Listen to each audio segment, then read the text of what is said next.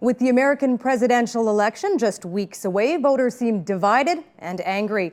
To help us get behind the fury, we're joined now from Washington, D.C. by Bill Schneider, Distinguished Senior Fellow and Resident Scholar at the moderate Democratic think tank, The Third Way. Hello, Bill. Welcome to the program.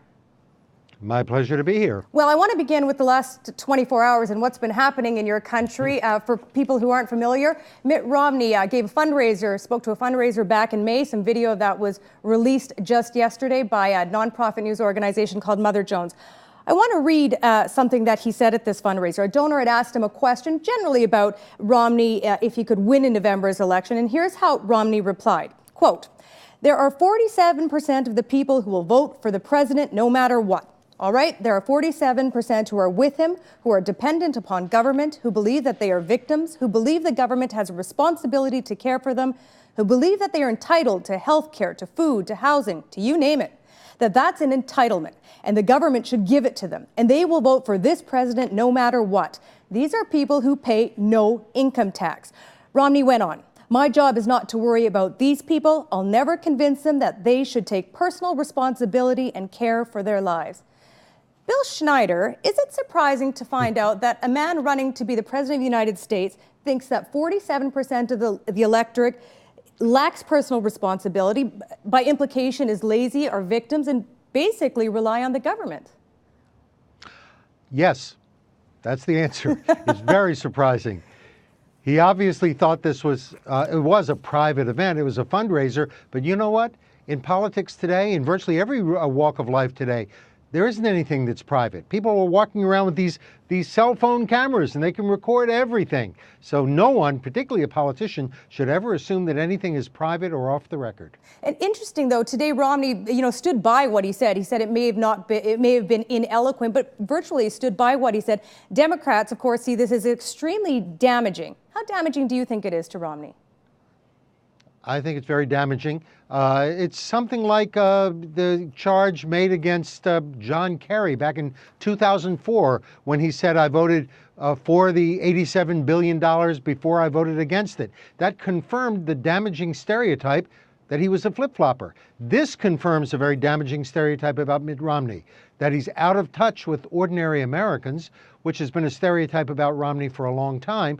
But this makes it even worse, because not only does he sound out of touch, he sounds disdainful of ordinary Americans. He essentially is calling about half the American electorate moochers. They're all mooching off government, and he doesn't have anything to say to them. I want to go back a few weeks ago to the Republican National Convention in Tampa, Florida. I want to read something that was written in the New Yorker by George Packer. Here's what he said about the convention. "The energy is hatred, hatred of Barack Obama and hatred of what the people here believe he's done to their country, their principles, and their children." Now, a week later at the DNC, the Democratic Convention, Bill Clinton similarly spoke of the hatred Republicans feel toward Democrats and Barack Obama. He said, "Though I often disagree with Republicans, I never learned to hate them the way the far right that now controls their party seems to hate President Obama and the Democrats." Bill, is this a fair, these two portraits, are there a fair characterization of the mood of the Republican Party? I think they are. I was at the Republican convention. There was a lot of hatred, contempt for Obama. These people essentially portrayed Obama as not just out of touch with Americans, but also as someone who was un-American. There were T-shirts people were wearing that said, "I am pro-American and anti-Obama." Well, what does that define Obama as? It means that they think he's anti-American. The theme of the convention was that he doesn't get it. He's anti-free enterprise. They kept saying, "We built it," meaning we understand free enterprise. He doesn't, because he's not a real American. Well, let me ask you, because Bill Clinton's implication is that, the Republicans have the domain, the mood of being hateful and angry, but are the Democrats hopping mad as well? Not this year so much. I think Democrats are disappointed with Obama. They're frustrated. They certainly don't, they don't hate him, of course. They're Democrats. If they have any view of the Republicans, it's something like contempt. That the Republicans are so out of it, they don't get it. They're so consumed by their hatred that they're completely out of touch with ordinary Americans. That doesn't mean that Democrats are incapable of hatred. I covered the 2004 election when Bush was running for re-election. I can assure you there was plenty of hatred among Democrats for President Bush in that election, just as there is for President Obama among Republicans right now. Well, so let me follow up on that, because we hear a lot these days talk about, the politics of mean, that the politics are getting nastier, it's getting personal. But you're saying this kind of hatred, this kind of contempt has been around for a long time? It's nothing new? Well, there is something new about it. It's now greater than it ever was. We all remember there were Clinton haters in the 1990s. They even impeached President Clinton. There were Bush haters, I just mentioned, in the 2000s because of the Iraq War. And now there are Obama haters. But there's some evidence out there that the partisan divide has gotten bigger and bigger. The hatreds have gotten more extreme. The Gallup poll shows the distance, the differences between Democrats and Republicans. The polarization has gotten bigger and bigger over the last 20 or 30 years. I teach a course, and a student asked me once, is this the most divided we've ever been as Americans? And I had to remind him, well, once we did have a civil war, and three-quarters of a million Americans were killed in that war. But I would say that this is the most divided the United States has been since the Civil War. Okay, well, let me pick up on that student's questions. Why are we so angry now? What's behind all this fury? It's really division over values, not just interests. And values are very difficult to reconcile in politics. Bill Clinton once said, if you look back on the 1960s and you think they did more good than harm, you're a Democrat. If you think they did more harm than good, you're a Republican. The battles of the 1960s are still being fought in the United States. I remember when the president of China visited Washington about a year and a half ago, I thought, China had a great proletarian cultural revolution in the 60s and they got over it. The United States had a great American cultural revolution in the 1960s and we're still fighting it. Americans really live in two different worlds. There's a liberal world and a conservative world. And there's evidence that Americans have become more and more politically segregated in the last 30 or 40 years. They live with other people who share their same values. Okay, well, amongst that segregation, who's really angry? What kind of groups are we talking about?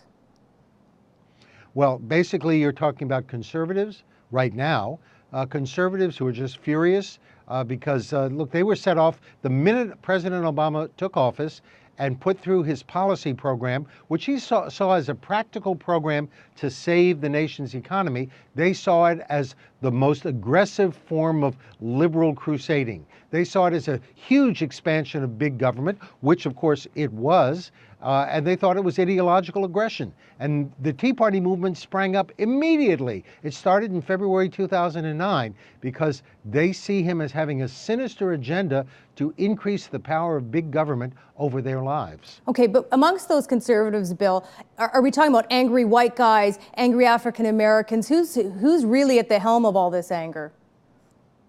Well, the answer is conservatives, and they're mostly white people, although there are some African American conservatives. There are conservatives of all variety, but it's basically ideological resentment. It isn't the most economically hard-pressed voters who are angry in the United States. It's the most ideologically hard-pressed voters who resent what they see as this unprecedented expansion of government. So it's not the folks that lost their jobs over the last couple of years since the financial collapse. It's broken down on ideological lines, in your view. That's right. It's the right. The Tea Party movement comes from the right. They're people who feel threatened by big government. I will predict something.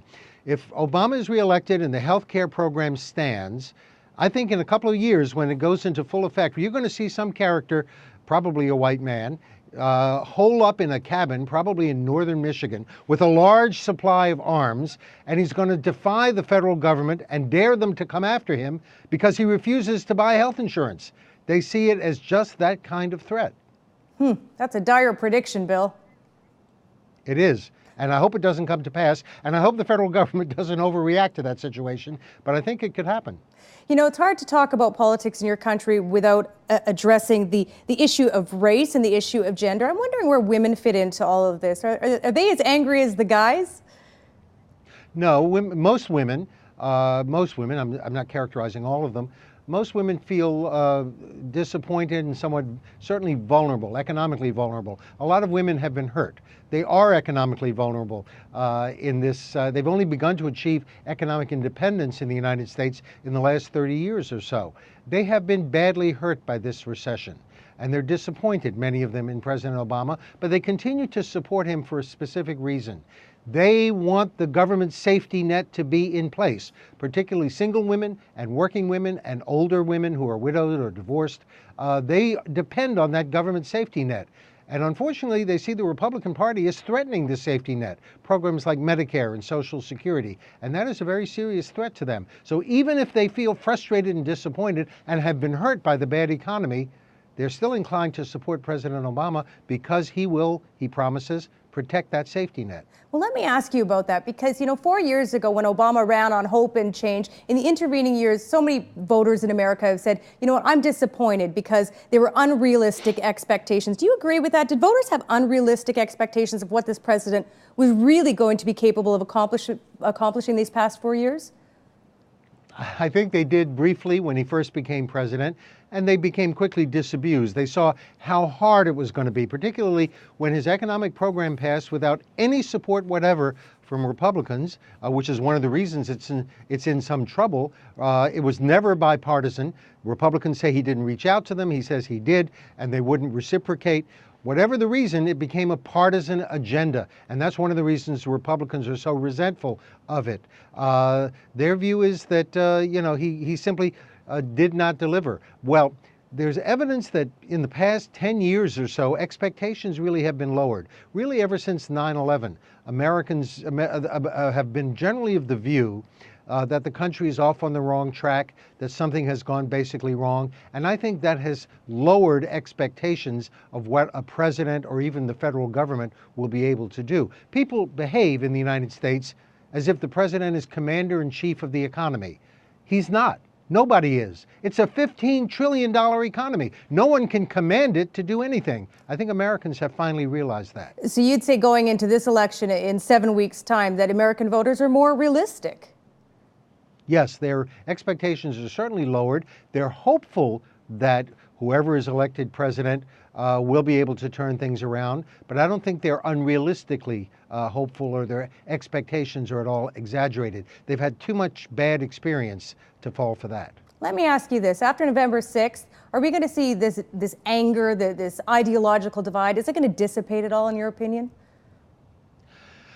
Well, if President Obama is elected or re-elected, which now looks very likely, if he is re-elected, Republicans will probably draw the wrong conclusion. They may very well conclude that Mitt Romney lost the election because he was too moderate, because he wasn't a real conservative. It's the same thing they said about John McCain in 2008. If we just nominate a real hardcore conservative like Newt Gingrich or Rick Santorum or somebody, then we'd win the election. That's precisely the wrong conclusion. Because one of the reasons that the Republicans will have lost after November 6th is that they were too extreme. They went way over the edge. They threatened the safety net, and they were out of touch with a lot of Americans' values. I think that's a key reason, but they may not realize it, and their obstinacy and their obstructionism may continue even in a second Obama administration. Okay, Bill, put your money where your mouth is. Who's going to win this thing on November 6th? At this point, I would say that Barack Obama will be reelected.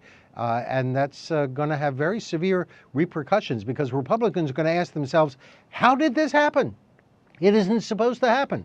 When numbers are this bad, when unemployment is this high, when so many Americans are dissatisfied with the way things are going in the country, a president should not be reelected. It's going to be a real shock to a lot of voters if, as I expect, President Obama is reelected. And they'll have to deal with it somehow. Okay, Bill, thanks for talking with us tonight. My pleasure. Support Ontario's public television. Donate at tvo.org.